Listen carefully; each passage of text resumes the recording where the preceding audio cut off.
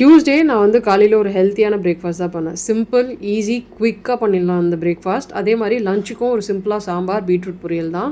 So first காலையில் எழுந்துச்சுன்னா நான் வேர்க்கடலைலாம் வேக வச்சேன். ஸோ நான் சாலட் பண்ணலாம் தான் பிளான் பண்ணேன். ஸோ நைட்டே வந்து வேர்க்கடலை வந்து ஊற வச்சுட்டு காலையில் வேக போட்டுட்டேன்.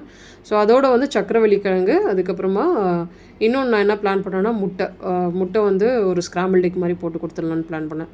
லஞ்சும் வந்து ஹெல்த்தி தான். ஒரு பீர்க்கங்காய் சாம்பார் வச்சேன். ஒன் பாட் சாம்பார் மாதிரி ரொம்ப டேஸ்ட்டாக இருக்கும். சப்பாத்தி, தோசை எல்லாத்துக்குமே சாப்பிட்லாம்.